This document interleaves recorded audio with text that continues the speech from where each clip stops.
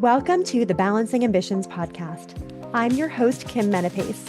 You are not alone in your pursuit to balance family life, work, side hustles, and taking care of yourself. Balance is not easy to achieve by any means, but we can all work to get better at it together by sharing our stories, tips, and wisdom. Let's dive into this week's episode.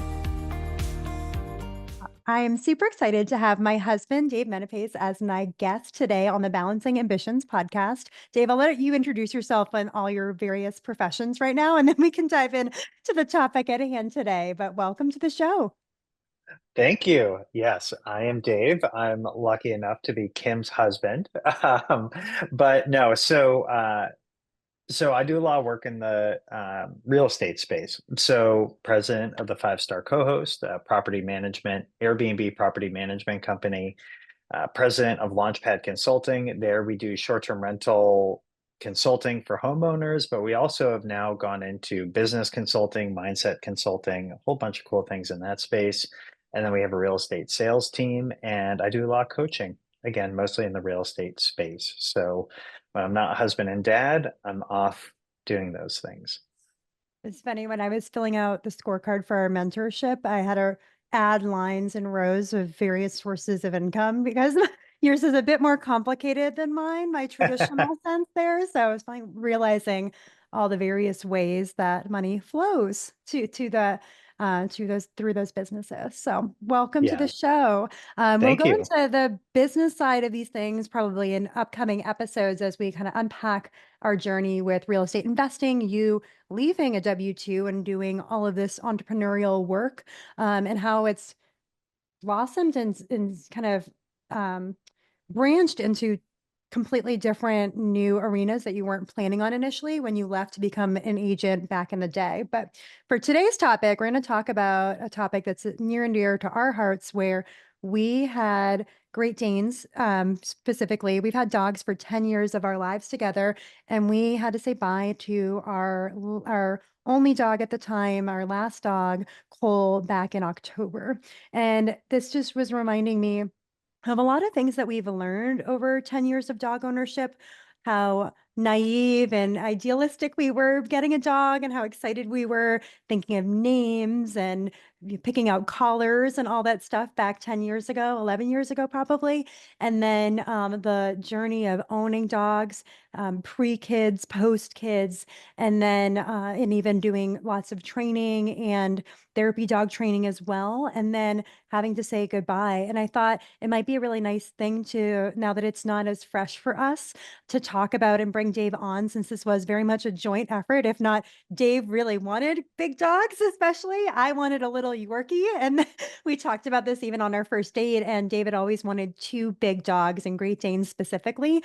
And we got to live that part of our journey and our life dream and goal together. So I thought it'd be a nice episode to really talk through how we navigated that journey the last 10 years and some things we've learned along the way there. Yeah, yeah, you nailed it. Probably from the dog selection to all the learnings that happened and having kids, and it's been quite a journey. I can't believe it's been 10 years. I know, I know. So let's get started with, why did we want a dog, or you want a dog, and why specifically Great Danes? A lot of people ask us that too, because it's one of the biggest dogs in the dog kingdom. I think the Irish Wolfhound might trump it, but yeah, well, Yeah. bring us back down memory lane. Well, in our first date, it was something that it came up as a topic. I wouldn't say it was so strong that it was something we bonded over. That was mostly country music and wine and dancing. We both like dancing. But it was an area of interest for both of us. And I specifically loved big dogs. A good friend of mine then, out a good friend of ours now, though, he had it was a Great Dane Black Lab mix, and the dog's name was Zeke, and it was my best friend's older brother's dog, and I just loved how playful they were, how big. I mean, it's such a presence, and at the same time, at least his was really obedient, and so it it was just something that I thought was really interesting, and for me personally, I've always liked big things, from big cars to big activities, big sports, big risks with like rock climbing.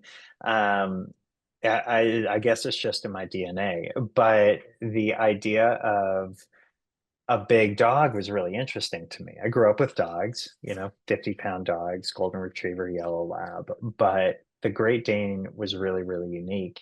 And honestly, I just loved how much attention that guy got when he'd walk around with his dog. And I'm very extroverted. So it was really, really interesting to me, which is why I brought it up on our first date. And I think we did research pretty quickly on Great Danes and how they were in the top 5 for apartment dogs, along with all the small Yorkies and those types of dogs. And so it wasn't that we just said, Great Dane, pick it, let's go flying blind. But there was a lot of thoughtful research that went into it too, to understand, is it the right breed?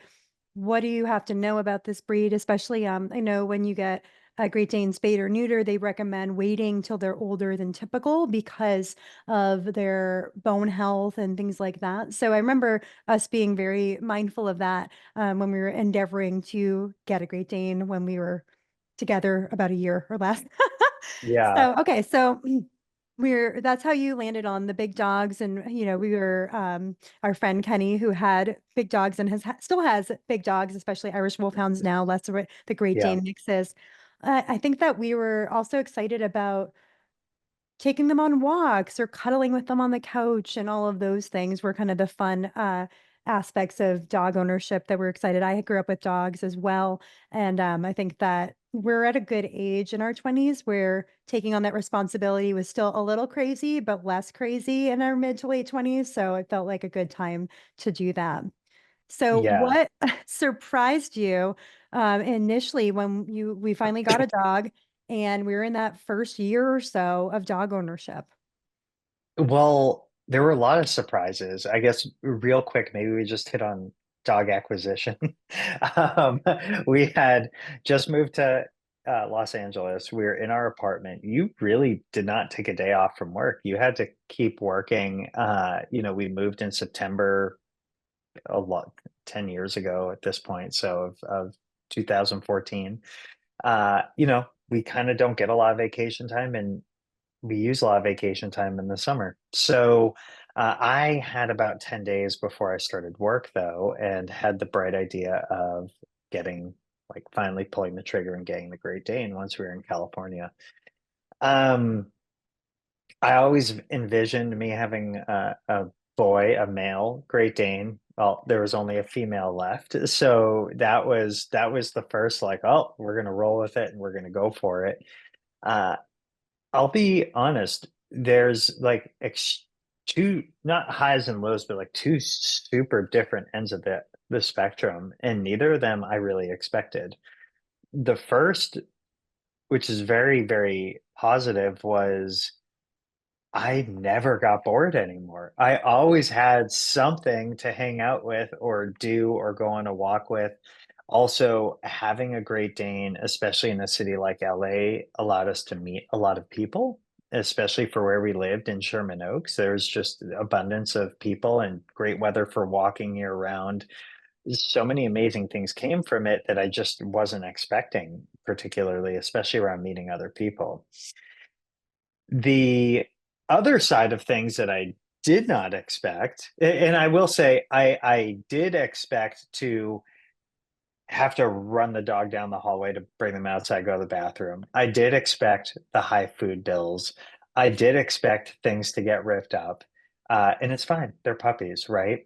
Another thing I didn't expect, though, at that age was actually the dog holding us back from certain activities. So while it was amazing to have this pet and a new responsibility that we got to share as a couple now that we had moved in together, in reflection, there were things that we had to say no to where at that age we probably would have loved to have said yes.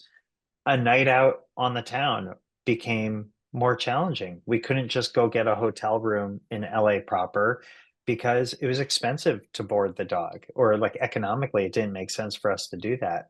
Uh, it became more challenging for us to get up and travel to go do things like weddings or, trying anywhere, going on vacation, whatever it might be. There always had to be this contingency plan for the dog, which ended up becoming very expensive to do that. And it wasn't something that I personally had fully thought through, though I fully accepted it and appreciated it. It was sort of like if I could go back again, I would not have gotten a dog at that point in my life because there was stones left unturned that will never have the opportunity to be turned once again. And so that was something I didn't expect. And then the third thing, and this is me thinking just when we were living LA, not necessarily when we moved back, was I had this vision that all dogs get along. And some of the most traumatic times in my life were actually when dogs did not get along with our dog, like when Sunny was attacked at a beach, at a dog-friendly beach, or, Sunny would be at daycare, right? And uh, dogs would fight each other, get aggressive towards each other. There's boundaries, there's all sorts of things. And, that was just something that growing up, I didn't experience because my dogs never played with other dogs. I don't think that was as normal back in the 90s. You have like a family dog, it is what it is. You go off and do your activities. So those were just some of the big learnings of living in LA, not even mentioning moving back home and having a dog in our 20s. Yeah, there's a lot that you touched on there. I think going back to Sunning getting bit across the eye and needing stitches after we had her maybe a month, that's a little triggering there. So I'll take it and bring it a little lighter right now because those are, I think, are such important points to bring up and that you don't think about when you get a dog. And there's the highs and the lows of dog ownership that you have to deal with that you don't expect, especially when you have a dog on that extreme with the big dog and a little bit more of a target, comes from a guarding background and working dog background and understanding that about the dog, whereas you had labs and retrievers and stuff where that's less common. I think there's different things that you're dealing with those dogs. So a few things that I wanted to unpack a little bit and revisit are I agree with you on the spontaneity and disposable income and how we had saddled ourselves with extra responsibility really quickly, which did limit us a bit. I think that also we weren't making the money we make now, and we were living in a very expensive city. So you could get a puppy and go away to San Francisco for the weekend if you have lots of funds. You can board the dog or have someone come stop in to walk them and stay at your house or apartment and take care of the dog. So I think that we just didn't have that. So we were kind of stuck in the middle where we didn't have that disposable income and we had taken on the responsibility. So we just stayed a little bit more idle and to home for that reason as well. And I wanted to actually And rewind it and I even. was Oh, going to go say, and ahead. that wasn't necessarily in our nature up to that point, being Mm, in our mid 20s, it was in my nature on Friday morning to go to decide to go camping that night. It was in my nature to take a bus to New York City and go visit friends. It was in my nature to not have to have check-ins with anyone other than you on if I wanted to do something, right? And all of a sudden, there's a living, breathing responsibility that is new that we're very responsible for. And that was just a big aha, like no regrets about it, but it's something that would really give me pause if I could go back to 25, 26 years old. yeah, absolutely. The other thing I thought you were going to touch up on when you said there's two things or both ends of the spectrum was about buying from a breeder versus a rescue. So if you remember, you called the local vet in Los Angeles and asked, "Hey, I'm trying to get a Great Dane puppy. Do you know anyone?" And they had a patient, a client that brought Great Danes to them for 20 years. So they had given us her number and we called her and she was getting hers from this breeder who has beautiful Great Danes. They are, you know, show stopping Great Danes and she does do shows. And so I think that that was interesting as well, was uncovering the world of dog breeding, research, ownership. I think it's really hard to just blindly search on Google. I find maybe Facebook a little bit better for finding dogs of a particular breed, but it really is a referral and word of mouth place when you're doing the breeding aspect of it. And some people would judge us for having a purebred Great Dane and are about, hey, rescue. And we're not anti rescue by any means. I do think there's something beautiful about how even the breeders we've talked to say we're trying to preserve the standards of this breed because if you aren't intentional about it, you will lose some of those aspects of that lineage. And I don't want to, would never get into a debate or argument with anyone about this, but I think that that was interesting. I just had never heard it positioned that way. And I know my parents got their dog from a breeder, so that was my background and my paradigm. But I'm definitely open to rescue dogs and understand that there's a need for both in the world. So I think that was Well, interesting too. There's a dichotomy there and people in each camp. Go ahead. yeah, yeah. And to that point, I think where you get your dog simply just comes down to your goals. And in that moment, our goal was to have um, as healthy as we could purebred Great Dane, because those really large dogs come with a handful of different health issues where, if that is your goal to have it, you got to be really intentional about where you're getting the dog. And of course, like I think it's pretty common knowledge, a mixed breed generally will live longer, generally is it can be healthier. And so yeah, it all depends on whatever your goals are, right? And that happened to be the choice that aligned with our goal for the times we bought a Great Dane. Yeah, good clarification there. All right. So fast forwarding to some more training we did more local back in Massachusetts after we moved back here. I think this was a surprise and learning for me over the years of having puppies was the intentionality you should attack dog training with.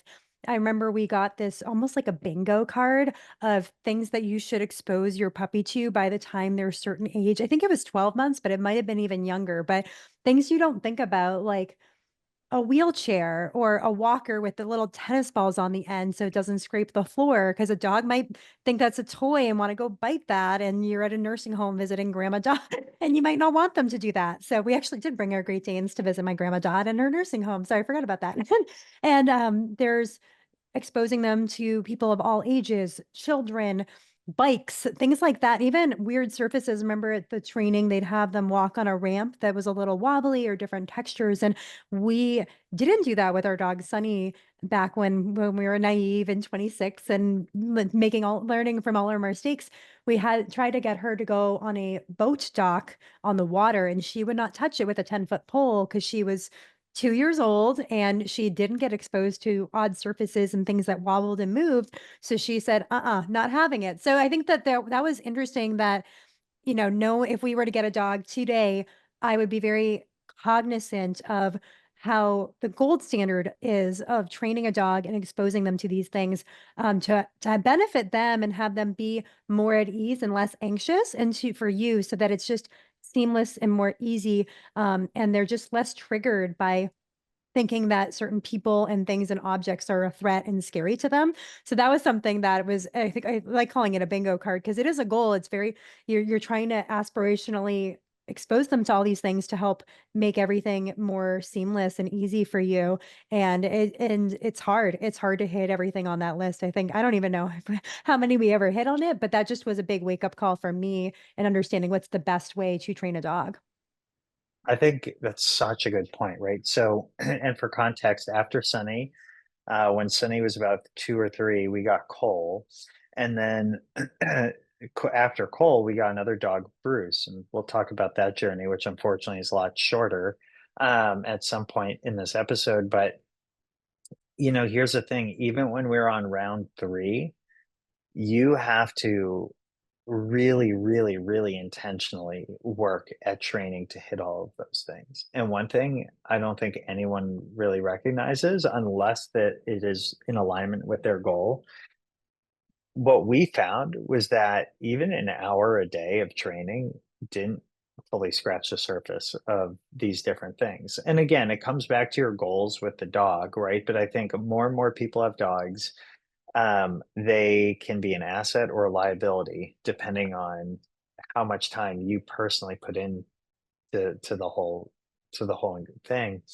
And yeah, it's fascinating because I think the average working person who, spends 9 to 5 giving time to a company or a company of their own, um, you don't realize that to do this right, there's several hours of time, and they're usually in 10 to 20-minute segments, but there's these pockets that you really gotta give to that time, and at times, I would say it's more intensive than almost like having a kid. It's intense, and so I think that was just a big eye opener for me in reflection of like all the time commitment that was put into it. And part of why we decide right now that getting another dog, even though we don't have one right now, wasn't the right move for us. Because there's a lot on there. There's a lot on there. I was actually having this discussion with someone we ran into at the park where they have I think it was a year and a half year old dog, and it was getting overly excited saying hi to me at the playground. And I had to keep turning my back and not rewarding that behavior with saying hello and petting the dog because that's what it wanted. And they said, "Oh, you get it. Yeah, we just didn't expect this when we got this dog a couple of years ago." And I said, "It's a lifestyle. It really is." And if we had behavioral issues and brought our dogs back in for bump up training, they'd ask us a series of questions. Do you let the dog on the furniture? Do you let the dog on the bed? Do you let them do this, do that? And all of the if that behavior and the allowances on those can make a dog feel like they're more alpha, they're in charge, they're your master. And so I think that just overall, it is a lifestyle, and just like you said, clocking in and clocking out a walk or a training walk is not enough. It's your commitment holistically to the lifestyle of dog ownership and what that particular breed and particular animal needs. Because I think every animal is different, even if you might know a bit about what you're getting with that breed, and with a little with screening and behavioral testing with the dog. Like some of our breeders would do testing and see if a dog was scared of an umbrella opening or being around kids and all that. You still just have to be cognizant of that particular individual there. So, Yeah. Yep. mhm. All right. So, talked about acquiring dogs. We talked about training and owning dogs. Let's talk about the financial aspect a little bit. So, when we were Or talking, I was gonna say, yeah, I'd love to hit on just having multiple dogs at a time oh, too. We can and do then it we can after switch the to go. final. Yeah, I want to talk a little bit about one thing that was really fulfilling was, I'll be honest, like we couldn't hit all of the things on the bingo card. Like at some point we were totally maxed out. But one thing I really did love about having dogs was having two of them and seeing them play with each other and at least for a few years grow up with each other. That was just like a really cool moment. And it made me feel better considering we were gone 10 hours of the day, and the thing that's also, I think, important to note is, a dog generally lives 8 to 12 years. Your career when you buy a dog and your job could change, might not, but it could. And, I think a lot of people think for the here and now, like, oh, I can get a dog right now because it's COVID and I'm working from home. Well, again, these things change and adapt. And it's always great to just try and think through, great, who's going to be a dog sitter if you need one, or what, where, like, think through all that stuff. But I did love having 2 dogs. It was not twice as hard as having 1 dog, but it was doubly tricky at times. The other thing I will say, like Kim was right, the trainers always said, "Don't give them food off the table, don't let them on the bed, don't let them on the couch."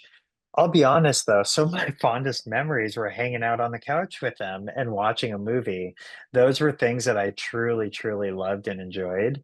Or, before we had kids, we'd let them in the morning jump into bed with us on occasion. And when you have a dog that big, it was always really, really special. Like it was really neat and kind of cool. And I really enjoyed that. I don't know if you did or not, Kim. I agree with you. I think that the bad habit of letting them on the furniture, some of my favorite moments were watching movies with them and cuddling with them, especially if kids were asleep, and that was the chance that we got to give them attention. All right. So let's talk about the financial side of dog ownership. So before Dave and I decided to get a dog, we wanted to factor in dog insurance as if it were covering dog food. We didn't want it to be optional. We wanted it to be baked into our budgeting, or else we weren't going to get a dog. Because I've remembered stories of people saying they had to make the choice of draining life savings or saving their dog's life and or potentially saving your dog's life because you can spend a lot on a surgery, a hospitalization, and then still lose your dog. So that was something that we were very intentional about when we decided to get our first dog in 2014. And I'd say we made out well with especially Sunny and Cole on those because we just had with big dogs, we had things that I've never run into before, other friends have never run into with them swallowing full shoes of our children's. Or I when I went to the ER that Halloween night, there was another dog that had eaten a whole bowl of candy, which was funny, and surprisingly, our dogs had not done that yet. But, I think that we had a cancer diagnosis with our dog Sunny, where she had bone cancer, which was a surgery plus chemotherapy. And then our dog Cole had countless things, with, infections in his sinuses where we had to go through the skull to do a surgery and, lots and lots of foreign objects with stuffed animals and shoes and chew toys that were supposed to be dog friendly that he was too big of a dog because they could swallow whole. So I think that, I no longer have access to our portal to actually be able to calculate the hard numbers of how much we paid into insurance and how much we got paid out, but I estimated we paid about 15 grand total over the 8 plus years of Cole, 8-ish years of it was almost exactly 8 years for Cole's life. And I'd say probably 4 of those major hospital visits were were about that probably. And we signed up for an aggressive pet insurance where we got 90% reimbursement for our expenses we submitted after we hit our $500 deductible. So it was more expensive on the monthly payment, but it definitely covered a lot of those emergency things. And we just had more emergencies than I've seen is typical for our friends with smaller dogs or more traditional breeds, I would say. Wouldn't you say that? Yeah, yes. It's like we should at the end of this do funniest slash blooper moments with dogs. I know. So share some of But the yeah, photos with them. Yeah. So I think that the financial part too, and we didn't have a plan that covered yeah. the basic shots or anything. We still paid 100% out of pocket for those, but this is for all those emergencies, all those, the potential the hip dysplasia and those types of things you can see from dogs. And we also signed up for it the day we brought the dog home, which also helped where pre-existing conditions are typically not covered. So if you sign up when a dog's 3 and you got a diagnosis and you're hoping to pull a fast one and sign up before it gets documented, it just we didn't have to deal with that. So it was really nice and comforting to know that we had that coverage and that we never had to make that type of tough call there. Yeah, I was really happy. You were the one that really pushed for that. I was really happy that you did. Just Cole having Addison's disease, that alone made it worth it for us. At one point in time, his monthly shot was $500 a month, and that would have been a really, really tough pill to swallow, especially at that age with our salaries. So I think for us, it was a non-starter, and it was really helpful. We never had to make decisions for the dogs based on finances. Yep, I agree with that. And that actually touching on the disease is a good point to make where um, back when Cole was 18 months old, he was just off one weekend where he was shaky. He wouldn't eat or drink. We were going up Maine and had tried on a little winter coat for him. And that triggered him to have an Addisonian episode, we found out, where he wasn't producing enough cortisol. And so his body had, his kidney values were elevated. And that's why he wasn't drinking, wasn't eating.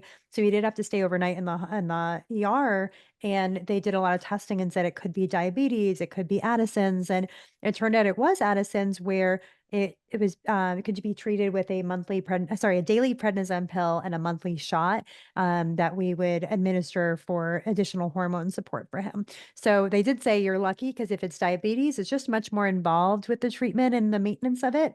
So those are things too that you just never think about with a dog that you potentially have. So I used to say we were destined to get Cole because we were able to support him through that with all some people can't afford these types of treatments with insurance or without insurance. And I think that I felt blessed that we were able to provide for him in, so many ways because I do think if we were at a different time in our lives or hadn't made some of those decisions, it would have been we would have maybe had to make a really, really tough call with him and making sure we could get him the support he needed, whether it wasn't with us anymore.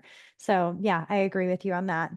So, to round this off, we'll talk about very briefly on saying goodbye to your pet and when you know it's time to. I think we've had to do this a couple times. We've with dogs when we were growing up, and then more recently in our adult age of dog ownership. And for our dog Sunny with the bone cancer she had, it was very clear that it was time with her being in pain and wanting to have her end on a high note where her spirit was still there and her spunk and her personality, but she had gotten bone cancer in a second leg and she was already on only three legs because we had done an amputation on an originally infected leg with bone cancer.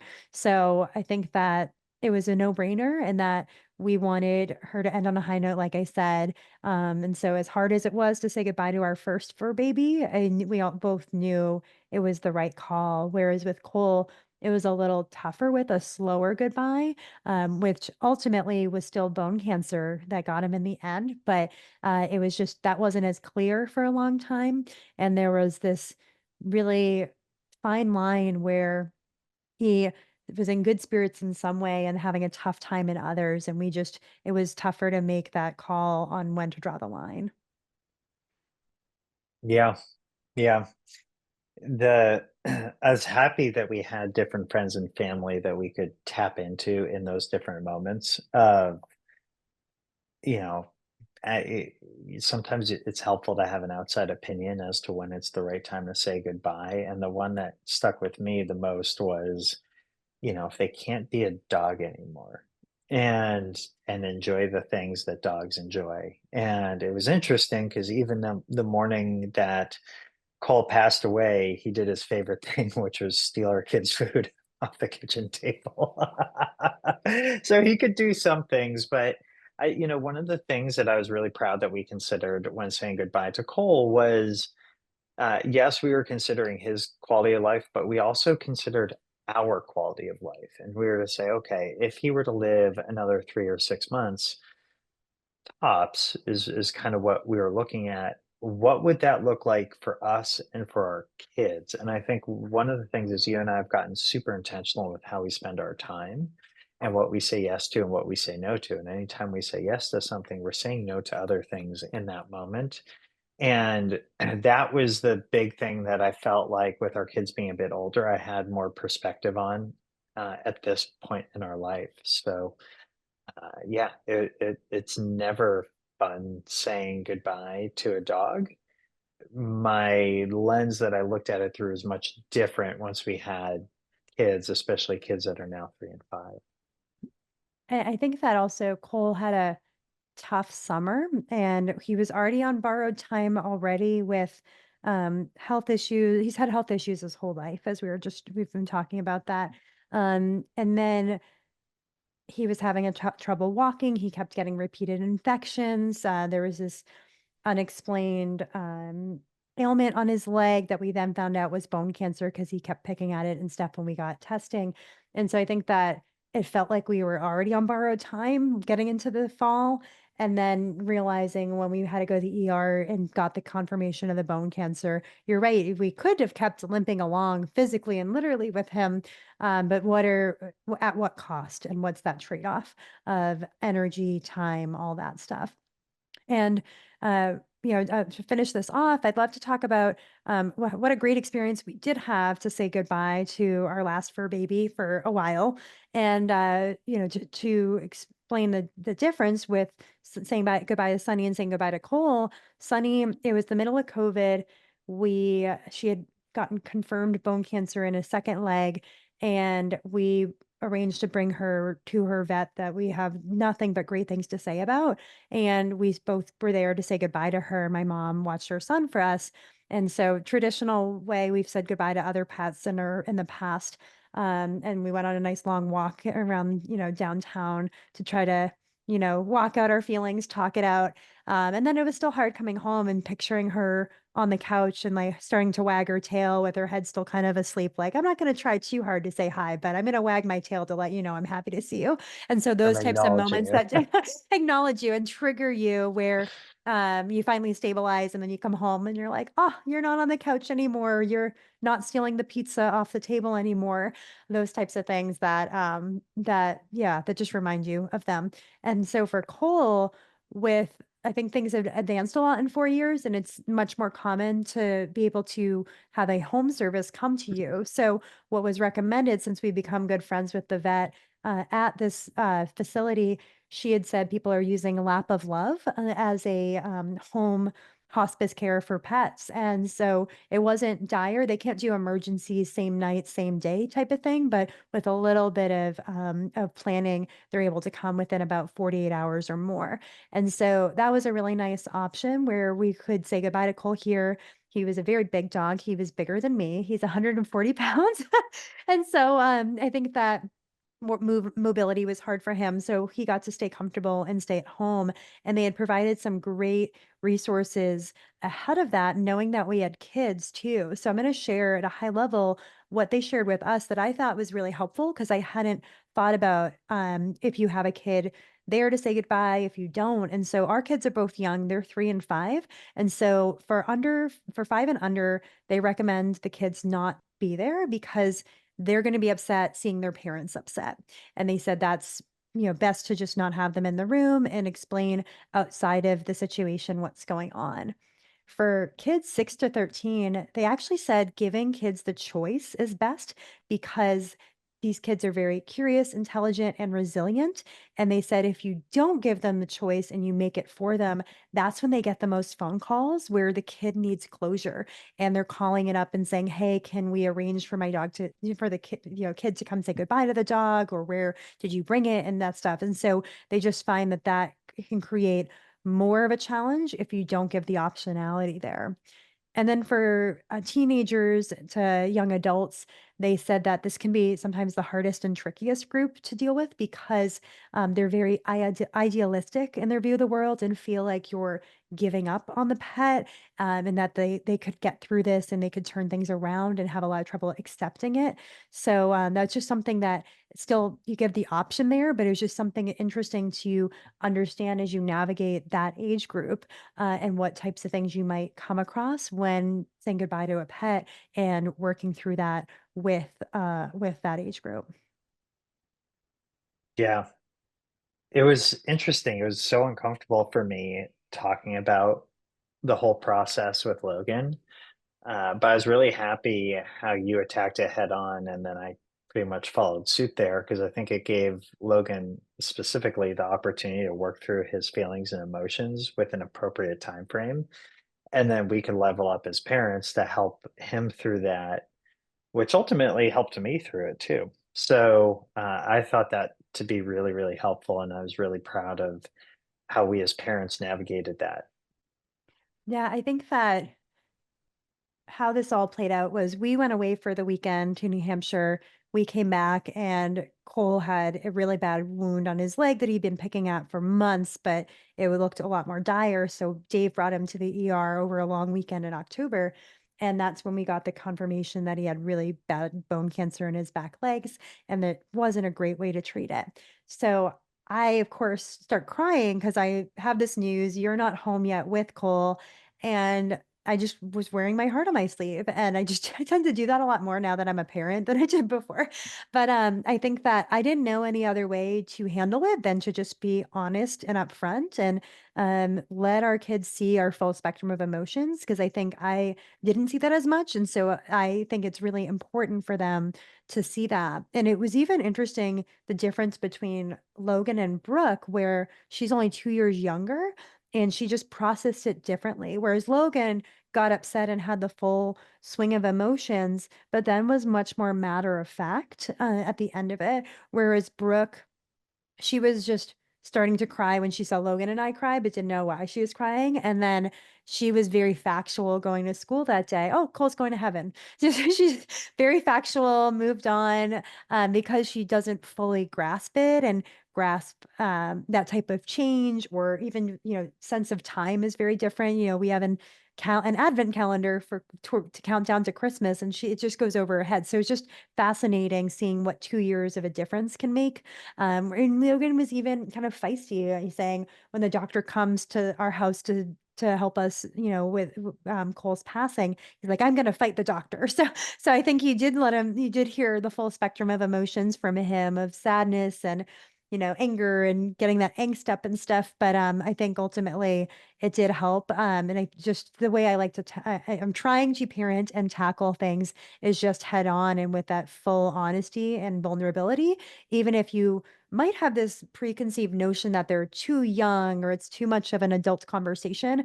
I just try to think of how do I level it up to the most simplistic kind of scientific terms, or plain language, because I just think it's important as they come across these things in their life experience, that we address them as they unfold, because this is all happening for us and to teach them in so many different ways. So Totally.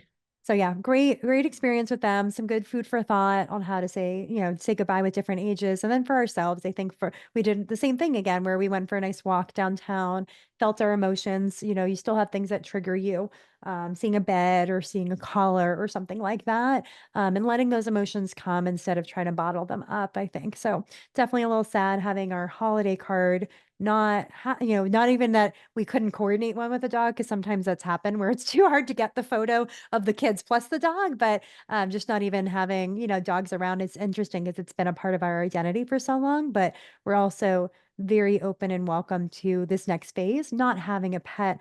Given if we choose to pick you to take on a pet again, we want to do it right and take on the full lifestyle and responsibility that we've come to learn is the best thing that you should do when you decide to take on that responsibility of a dog. Totally. All right. Any parting words, Dave? My funniest dog moment. I can't exit without having a funny dog moment. There's two of them actually, and I call them one moment because they both involve pizza. One of them was pre-kids when we had a wine and cheese party, and a friend of ours brought a pizza oven over and pumped out maybe like 20 pizzas that night. And there was a full pizza. I don't remember what kind, but there was a full pizza sitting out, and Cole ate the entire pizza right in front of everybody. And so that was really funny. And then I was sitting down here with Logan one evening watching a movie, and Cole ate the pizza, and Logan, he was younger, he was maybe 3 or 4, and his words were, "Daddy, Cole just ate the pizza and you did it on purpose." I just thought it was really cute and really funny. And so those are some of my most hilarious dog moments, anyways. I think Cole eating the rest of Brooke's birthday cake was also good. So he stole cupcakes at Logan's first birthday. He stole a third of Brooke's birthday cake at her second birthday.